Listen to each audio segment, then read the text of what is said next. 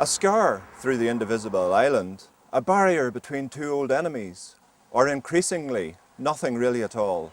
What is the Irish border? Agriculture reporting 0 in.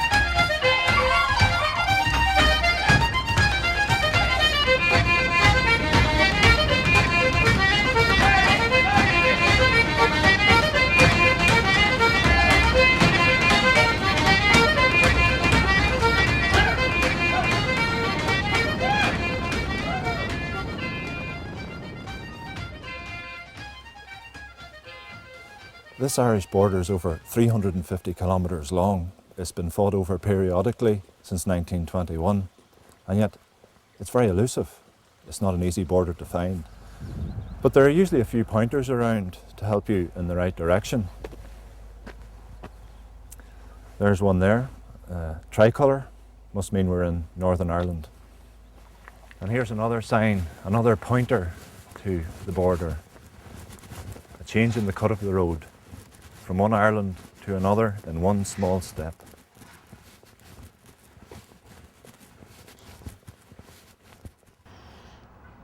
The border for me is not an abstract issue, it's a very real issue because of my personal experiences. When I was a child growing up along the border, my father was shot when I was 8 years old, and as a result of that we had to move away from the border. So the border was very real to me when I was a child, and still is today, I have to say. The border is a comfort cushion, and although it doesn't exist, you can't actually now witness the border. In our hearts and minds, it remains as a cherished point of difference. The border has always been an imposition on us. I mean, the people in this part of the country in South Armagh have always considered themselves to be very proudly Irish. There is a way, I don't know, maybe something we think's inbuilt in us, some alarm bell going off or something, but I always feel that you know once you've crossed over the border. That's never going to change.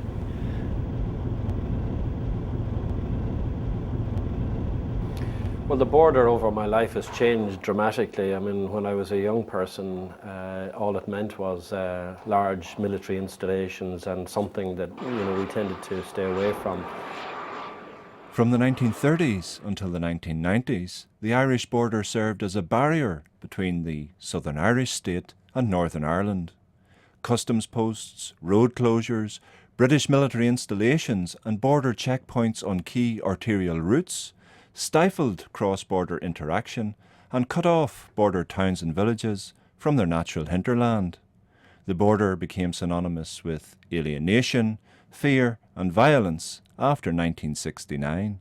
We had a huge military occupation here, a very oppressive military occupation, when the IRA had been on ceasefire more than 10 years, and it still existed, still does exist in certain pockets. So people are glad to see it leaving eventually. It's a long time overdue.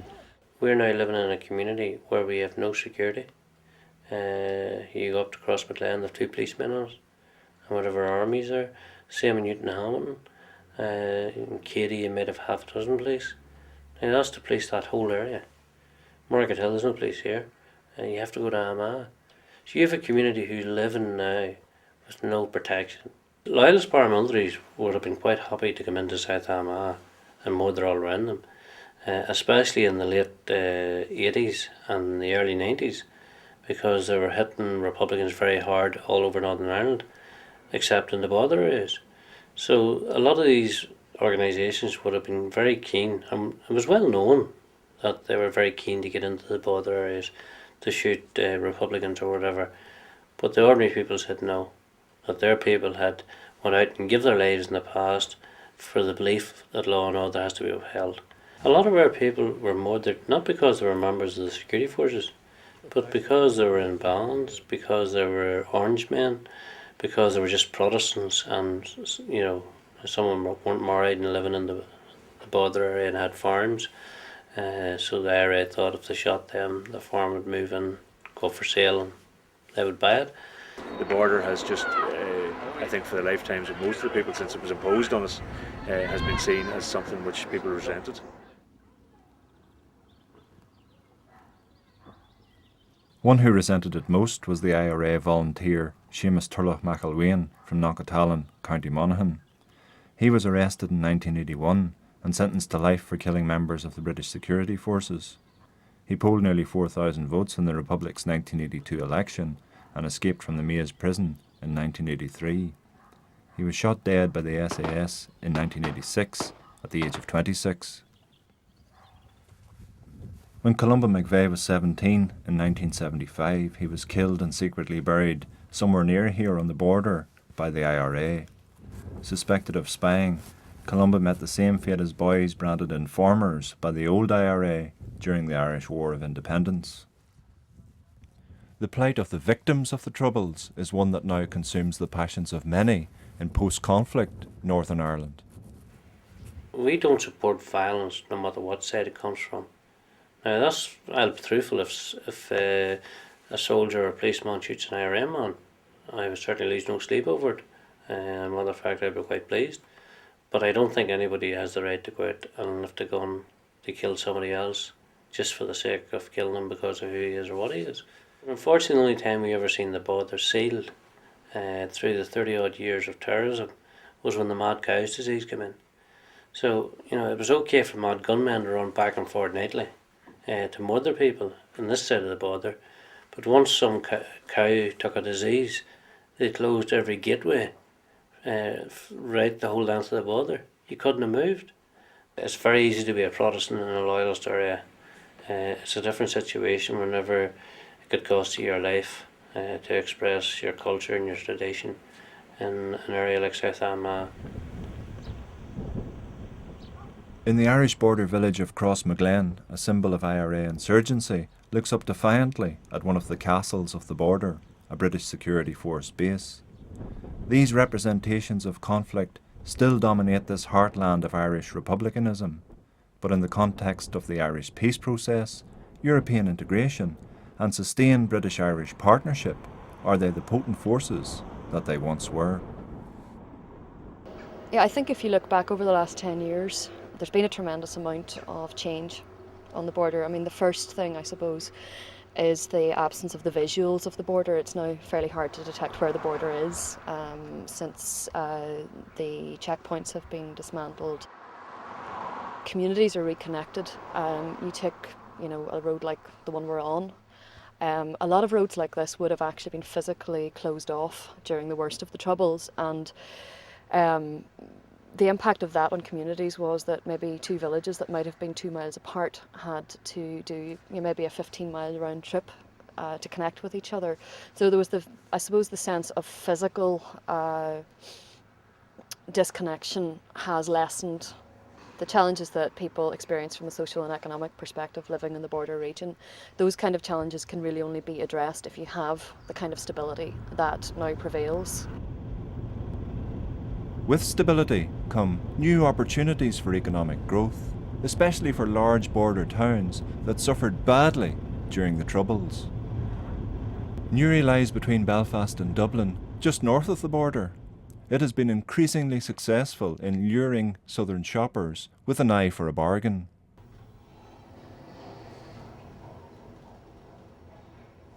Do you see much change in cross-border traffic, people coming for a night out either side of the border in the last, say, 10 years? Tremendous change in cross-border activity in the last 4 to 5 years even. For example, the Greater Newry area has been totally transformed. The socio-economic landscape here, you just wouldn't recognise it, and the same applies to Dundalk, where in the past, if Newry was booming, Dundalk was not doing well and vice versa. You now have a situation where the two areas are doing well, and indeed actually you have so much closer collaboration that from a critical mass point of view, I think the two are coming closer and closer together. But I think the way forward actually would be greater north-south collaboration and cooperation. For example, if you're talking about FDI, foreign direct investment, critical mass is key. Now, if you take out Dublin, Cork, Belfast, the next critical mass is Newry, Dundalk. So I actually see the Newry, Dundalk region coming together very much to sell itself as one region. It's certainly very encouraging that the amount of cross-border trade has been increasing by about 5% per annum in recent years. However, by the very nature of the fact that the Republic of Ireland is a far larger market for northern business than vice versa, it is true to say that the north is more dependent on the south than the south is in the north. And equally it's true to say that because of the larger economy in the south actually was doing more business with the UK mainland than it was actually with the north of Ireland. But I think the border and the political instability had a part to play in that. I'm very confident that going forward, the island of Ireland, the island economy, will create a better environment for everyone and will actually not only give an increase to north-south trade, but will enhance the competitiveness of the island economy to do business far beyond these shores. If you look at the Southern Government's National Development Plan, it's a whole chapter in the National Development Plan is earmarked in relation to cross-border cooperation, but peppered throughout the other chapters are references, and very clear-cut references to the fact that the Irish government take a medium to long-term view in relation to this, in that we see that in order to prevent us from going back into the cycle of violence, that we need to show the people that with their taxes, both north and south, that this change can be embedded. And that's why we're going to invest over the next 7 years in our National Development Plan significant resources in Northern Ireland, which have to have as a prerequisite a mutual benefit for us in the south and people in the north. The whole growth of the border areas has been stunted because of the troubles. If you look at any map of Ireland, you'll see that there's a mismatch the closer you get to the border of infrastructure, whether it's roads, rail, telecommunications, electricity.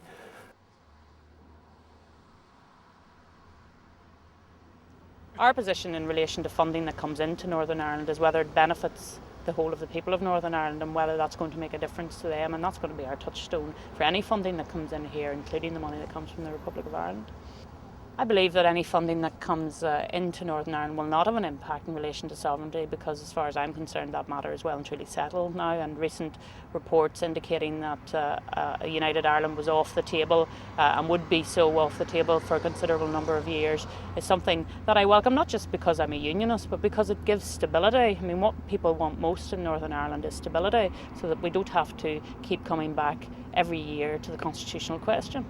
I take good encouragement from the comprehensive review published by the British and Irish government on the 26th of November, recognising the importance of the island economy and the need for mutual collaboration and cooperation. And I'd be very confident going forward that spatial planning and infrastructure, health, education, etc. will now become all island markets or economies in due course. I think we now do have an all-island business economy, but I think it's only a matter of time before you see health and education and perhaps some of our key utilities, obviously electricity now starting, but I think waste management and other utilities will be looked at on an all-island basis, not for any political reason, but because it's to the mutual benefit of the peoples living both north and south. And I think that common sense will prevail. This will be people-driven, and the two government, the devolved government in the north with the Irish government, encouraged, may I say, by London and indeed by Washington. I think it's important that Washington continues to keep a watching brief on us. We can achieve a lot. We're really excited. There's no better time to be living in Ireland, certainly in this part of the world, than now.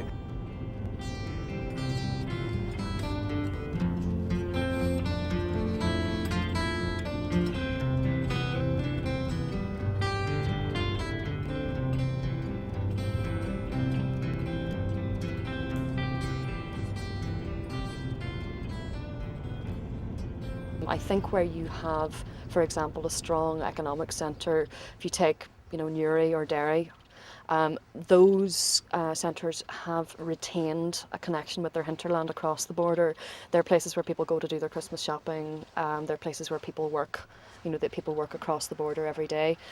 I think where there's more of a sense of disconnection is in very rural areas. Now, again, it's not a general issue, but you will find areas where as a result of, I suppose, road closure, but also as a result of the conflict, where you have people being very, very cautious about reaching out across the border, and there is a huge amount of work to be done in terms of connecting communities, connecting community groups, and having that kind of natural networking that would have gone on.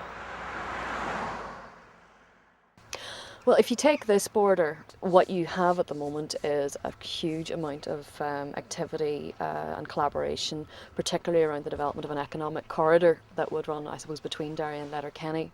And I suppose you have a recognition there that those two large urban centres can create a critical mass to, in a sense, maybe drive the region forward. You have a sense now that the border region, instead of being peripheral to both jurisdictions, is becoming central. Many northern motorists certainly see the border as central. Lower fuel duty in the Republic brings a steady stream of cars across the border to fill up. Cross-border fuel purchases add 2 million tonnes to the Republic's annual carbon dioxide global warming emissions. This threatens to cost the Irish government €50 million a year in Kyoto Treaty penalties, set against the €400 million a year gained from northern customers.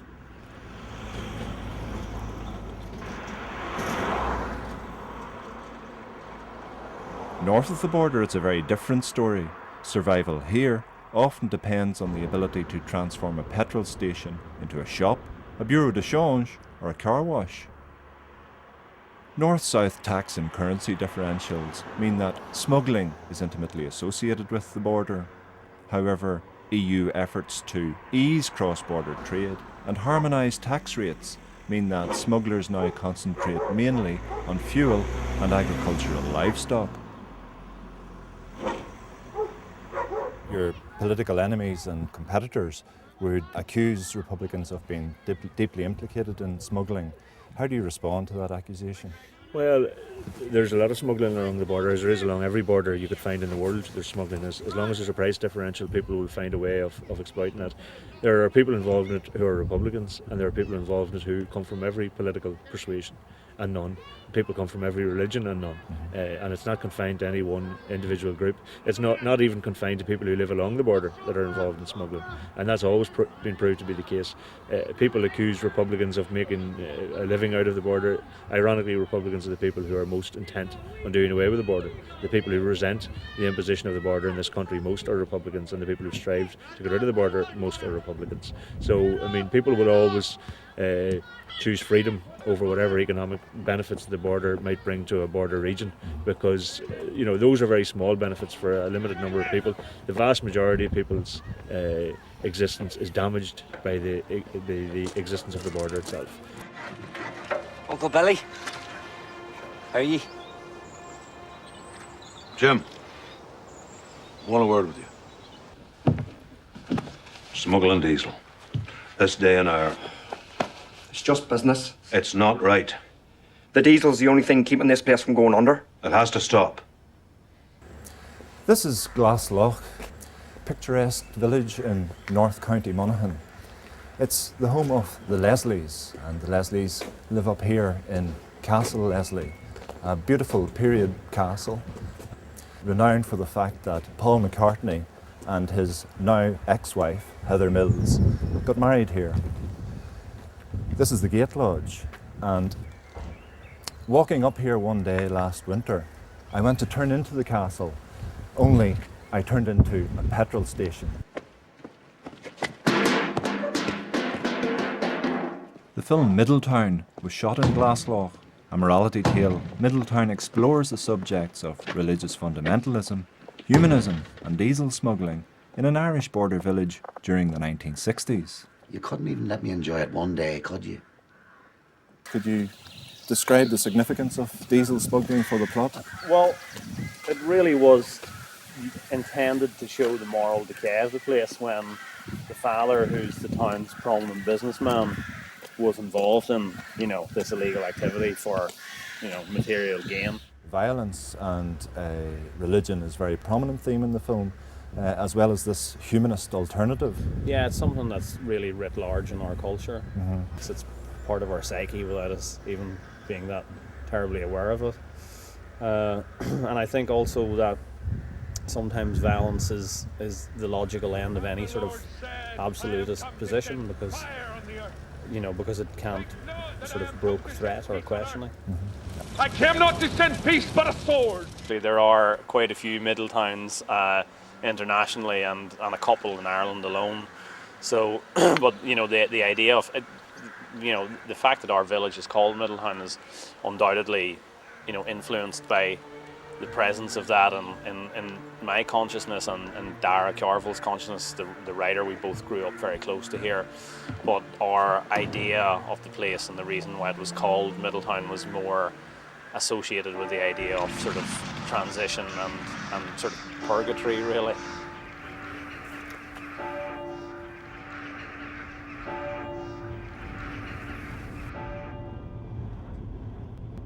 In his film, Touch of Evil, Orson Welles claimed that all border towns bring out the worst in a country. Maybe so, when the border functions as a barrier. But is today's Irish border still a barrier?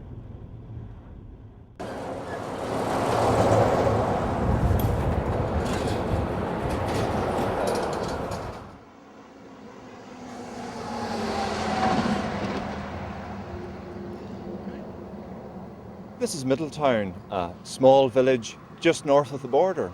On the other side of the border lies Glaslough, only 2 miles away. On a cold, bright morning in December 1999, villagers were open-mouthed as a convoy of 22 black Mercedes snaked through the village.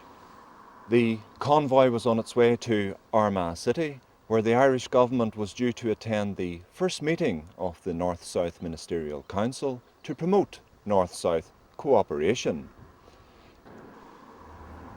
Less than a year later, this massive frontier fortress station closed. Another sign that the border was slowly being transformed from barrier to bridge. In relation to the North-South Ministerial Council, our experience from the South in relation to the previous meetings was that they were very staid, very preordained, quite frustrating, to be honest, as practicing politicians. We would rather get into the meat of things, and there is, I think, an understanding that okay, maybe the first 2 meetings they might be a little bit pro forma, but thereafter that the meetings would be much more businesslike and giving the politicians a much easier opportunity to interact. And I think we share that with the DUP and the other parties in the North, that there should be some real work, not just pre-cooked work coming out of those meetings. Well, the North-South Ministerial Council is part of the structure. We will engage with that, just as we will engage in the East-West structures as well, meaning the relationship between the whole of the British Isles. And as part of that, I look forward to meeting my counterpart in the Republic of Ireland, the new Minister for Environment. I don't believe that the DUP will frustrate the North-South Ministerial Council or the North-South bodies.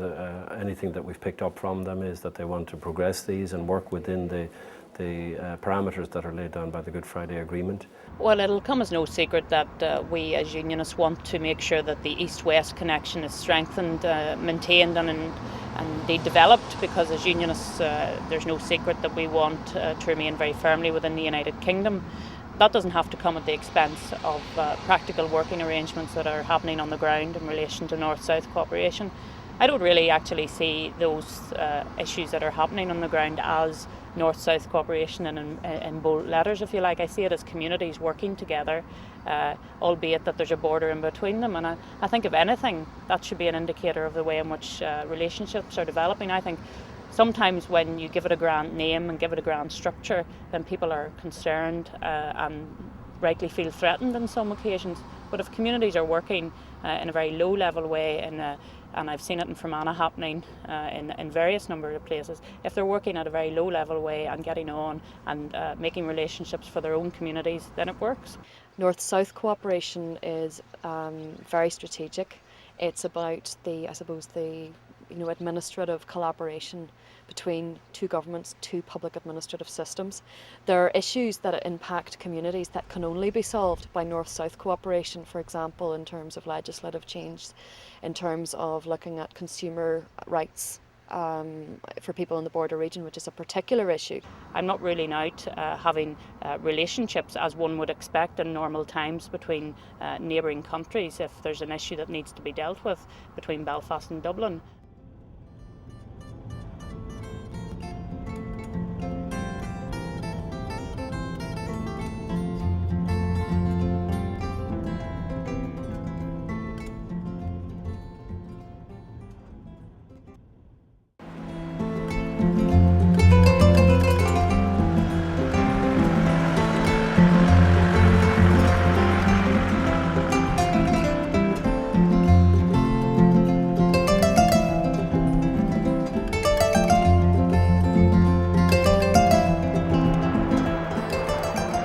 This is where the Donegal-Fermanagh border comes closest to the Atlantic. The next stop, New York, although for some, the journey ends here.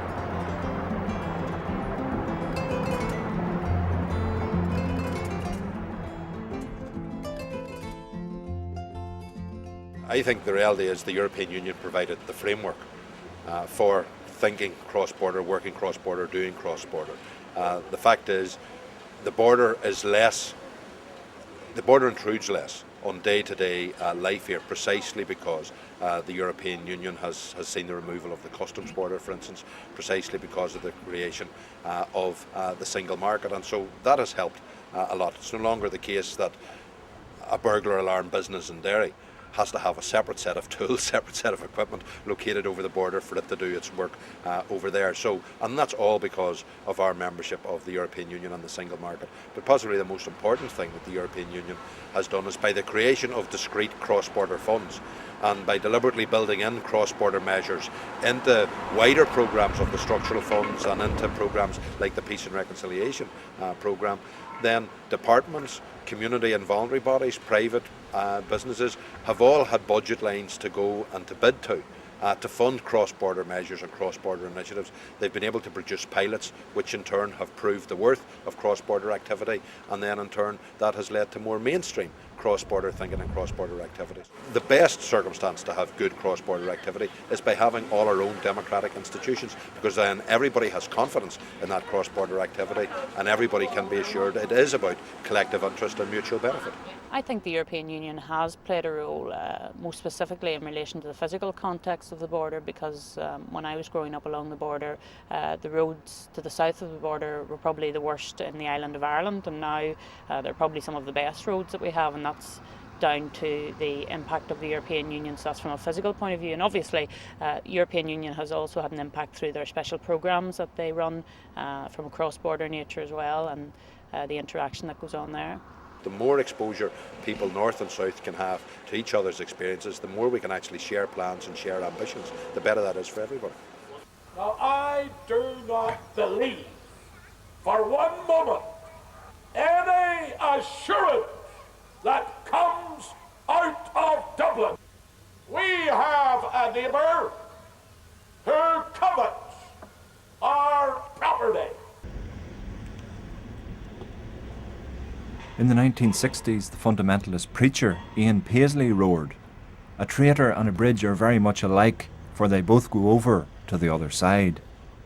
And yet Mrs. Thatcher tells us that that republic must have some say in our province. We say never, never, never, never. Today, the position of Paisley's Democratic Unionist Party is that no one has anything to fear from an accountable North-South relationship. Good morning. Some say hedges make the best neighbours, but that is not the case. I don't believe we should plant a hedge between our two countries. I've never known the DUP to be that reluctant when it came to funding mechanisms. And their allergy to north-south activities, just like their allergy to Europe, is somewhat reduced when there's money and checks involved. And again, it's one of the reasons why I think if cross-border funds are created and people see that money moving to schemes that do provide real benefit and do actually add value to what people are experiencing, I would think even the DUP can overcome at least some of their hang-ups. I think it's very important to understand the issues which you may have in the past prevailed for unionists in getting involved in cross-border work.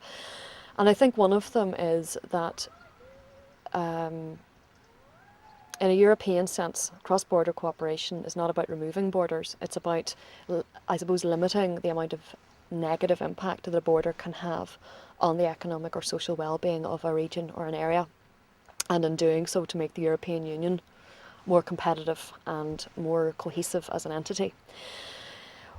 What you also must consider is the particular connotations of cross-border cooperation in the Northern Ireland context, and I think it is extremely important that there is an understanding that cross-border cooperation is not about assailing people's cultural identities, it's not about challenging those, and it's not about asking them to change their political views in terms of statehood, allegiance or anything else. It is purely about the well-being of communities in the region. And I think provided that people act in good faith in relation to that, you have a very positive future for cross-border development. Now that the peace process is embedded, there is no doubt that the attention of the international community may very well turn elsewhere. And that would be unfortunate because the peace process really is only at its initial stages. It'll take at least a generation to mend the hurt and the wounds that are there. If you scratch the surface, particularly in Northern Ireland, you will come across somebody who has some hurt in their past. And that's why the attention has to be continued from an international point of view. And obviously, if that begins to wane, the two governments, I think, will be critical in making sure that they step in, as it were, to assist, to make sure that cross-community, cross-border activities continue right across the spectrum. I think you'll find that where social and economic cooperation is involved, elected representatives have as their priority the well-being of the communities that they represent. Cross-border groups enjoy cross-community support and would be very keen to ensure that the interests of all communities in the region are represented. I think the key thing is that the one thing that anybody has who either lives in or represents a border community is an acute awareness of the particular disadvantages that people can experience.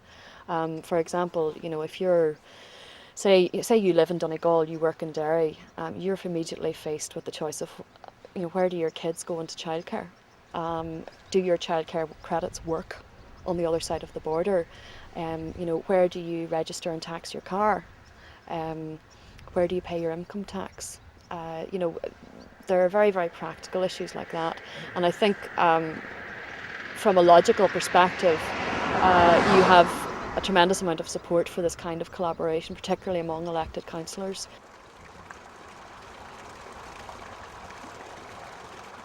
Cross-border partnerships are beginning to bear fruit, like the refurbishment of Victoria Lock on Carningford Lough. The project is part of a concerted drive by Newry and Mourne and Louth County Councils to develop the tourism potential of the area.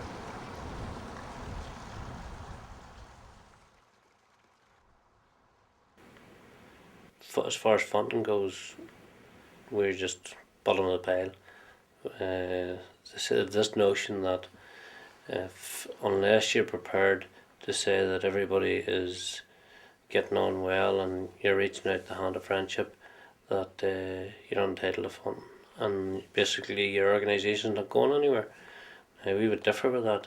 We believe that you have to be truthful, upfront and straight.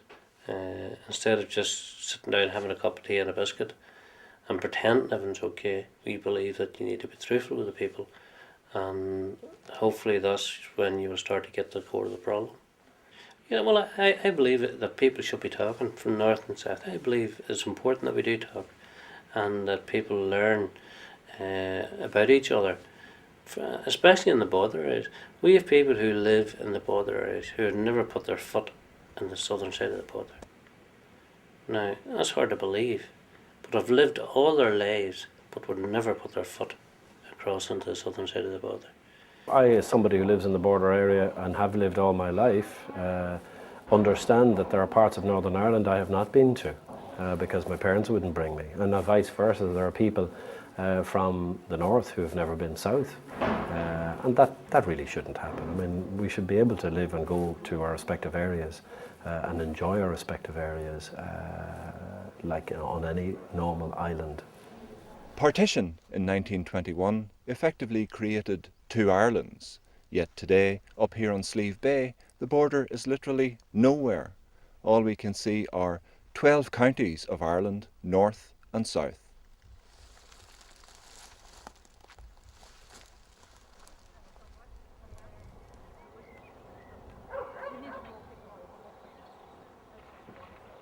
The Green Box is a cross-border partnership trying to create Ireland's first eco-tourism destination. Hello. Yes, Pat, how are you? Good, thank you. Good, thank you. We're down at the Breezy Centre. There's a Green Box. We would cover everything from an environmental festival to helping an eco-tour operator get off the ground, to website development, to hopefully some key flagship areas, pillars that will represent the ethos of the Green Box. So it could be an accommodation base that is eco-flower labelled, has totally sustainable build. It could be an organic food project.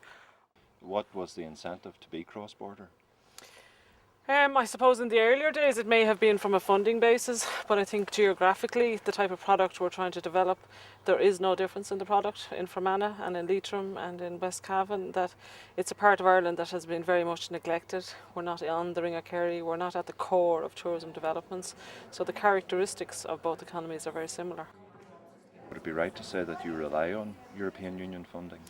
Yeah, I think that there's no doubt we wouldn't be here without it, you know what I mean? And again, because it's such a new policy area, maybe it would never happen in any other part of Ireland, that a lot of very, very innovative projects only arise because we have an opportunity here to develop them. We're very aware that we don't want to get caught in a funding trap, that we need to be very commercial, and that maybe what we do may be done in different ways, and maybe one opportunity would be that we would become the training centre, the centre of excellence in Ireland in green tourism, in eco-tourism, that we'll sell our expertise on that basis.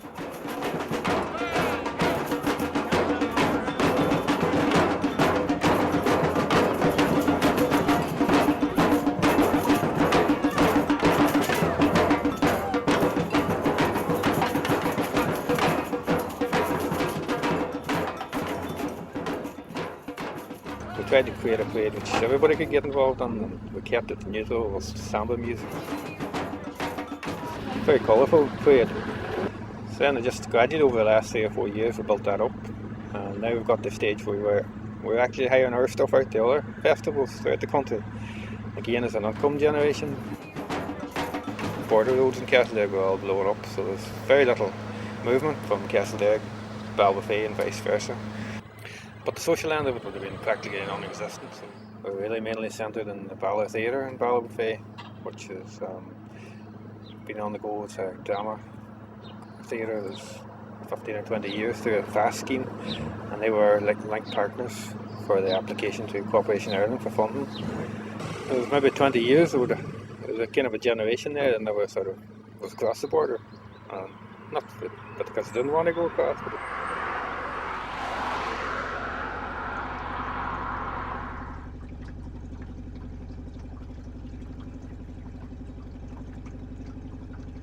The European Union has been a prime mover in transforming the border, not least through the provision of structural funds for improving the island's infrastructure.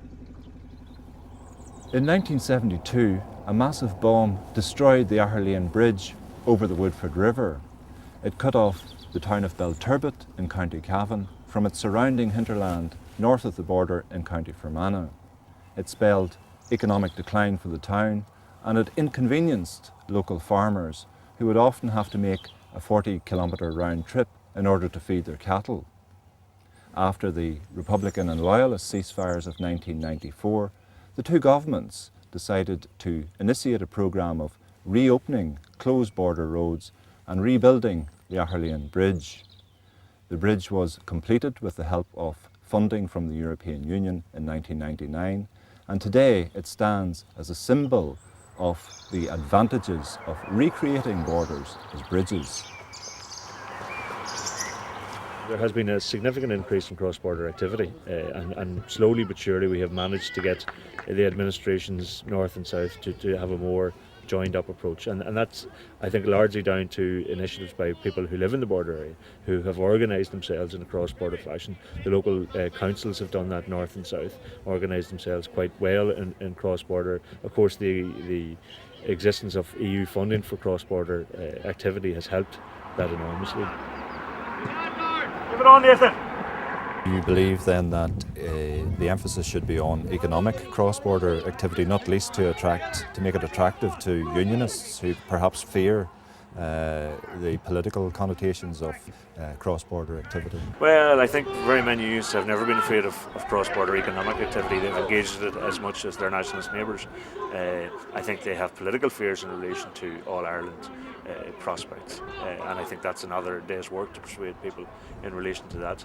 But I think the more cross-border activity there is, the more people see the sense of it, the ludicrous situation where we have a small island of 5 million people and we have 2 administrations here, 2 systems for everything.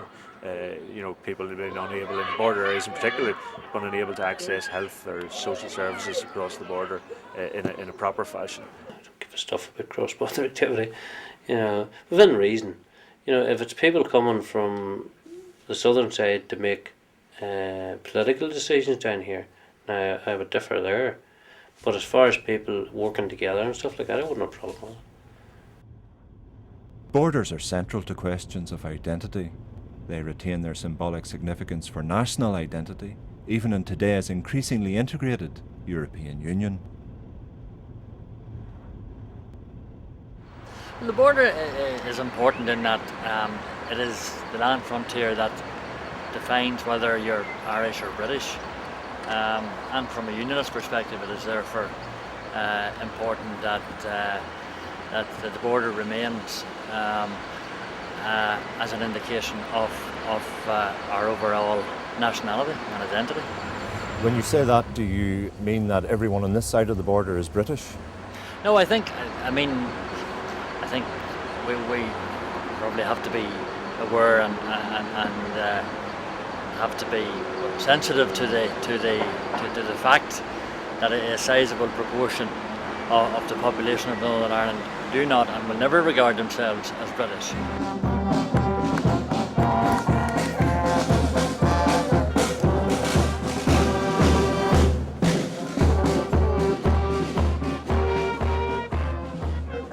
And remove them immediately. Nissan P9RP Citroen FZ3127. Please return to your vehicles and remove them immediately. Despite the border, an island-wide Irish national community has remained culturally intact. The Gaelic Athletic Association is regarded by many as a key cultural cornerstone that continues to aggregate the Irish nation. However, Gaelic games are largely rejected by the Protestant Unionist community because of the GAA's close association with Irish nationalism.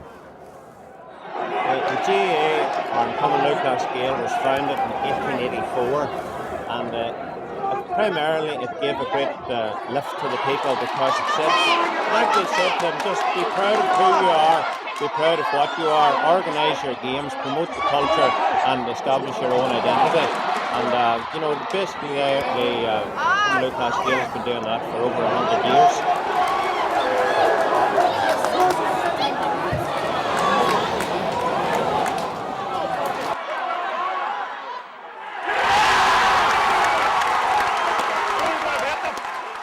Partitionism, the border is not something that the GAA, centres on. The GAA focuses as a 32 county body, and in that respect, I suppose we'd say, to me anyway, it's very relevant today because it is saying that there is a 32 county identity through culture.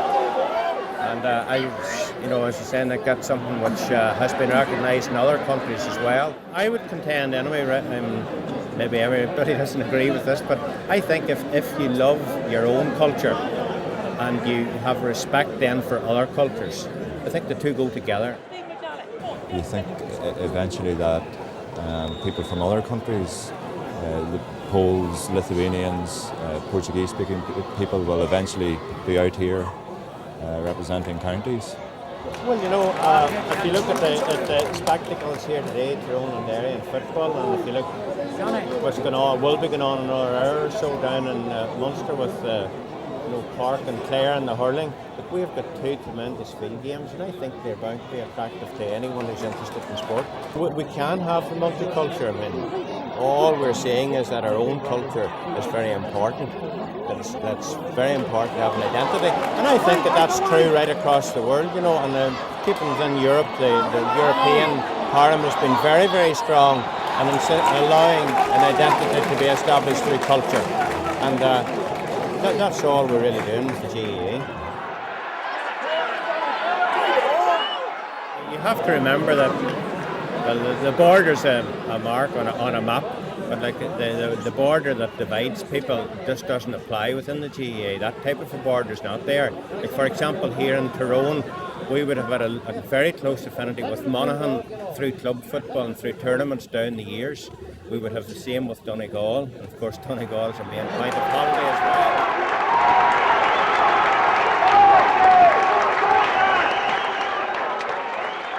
Well, I think there's plenty of evidence of cross-border activity that doesn't compromise either unionism or nationalism or indeed republicanism to an extent, and that has always existed and will continue to exist. There's a realisation that you can work together, you can do business together, but there are certain things which ultimately define nationality, and those remain important to the unionist population.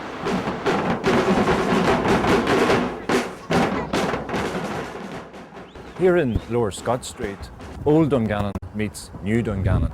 With its 5 bars on one side of the street and Cathal Market on the other side, it was typical of many streets in Ireland. Today, the Cathal Market is gone, replaced by Lidl, and down in the valley, Tesco. Unsurprisingly, the bars are still here, sitting alongside new multinational supermarkets and Dungannon's new multicultural society.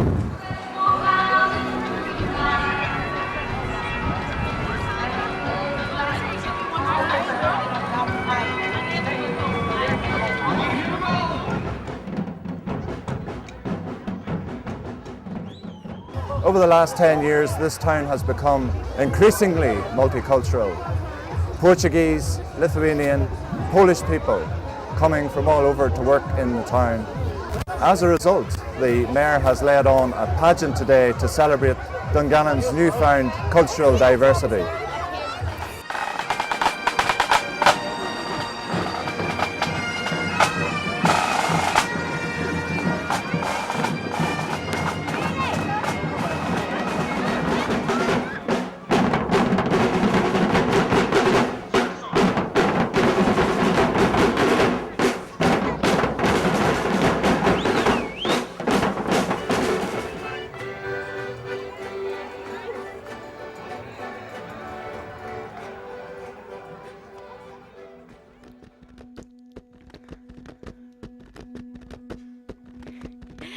Petite fille, tu bois de l'eau et tu es saoul. La route toute noire, tu as beau avoir pied, tu coules. Oh, oh, oh. Et petite folle, c'est pas la brasse, c'est le crawl. Pour la traverser, il t'aurait fallu des épaules. Du corps, du corps.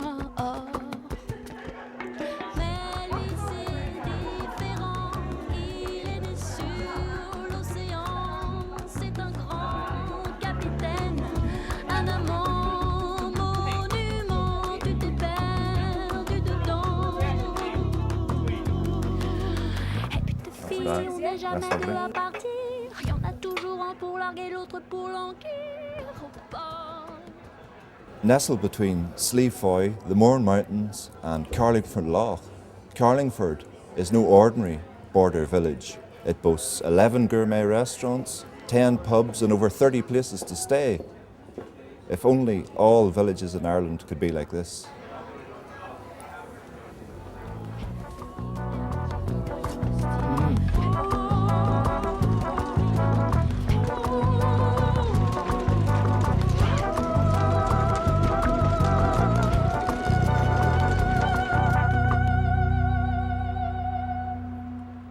Eamon de Valera was the most prominent figure in 20th century Ireland. His 1937 Bunreacht na hÉireann Irish Constitution had the effect of consolidating the Irish state and strengthening the border. I wonder what de Valera, himself of Spanish parentage, would make of today's Ireland, with its rapidly developing ethnic mix and an increasingly permeable border, a border that is now taking the shape of a bridge for the whole of the island.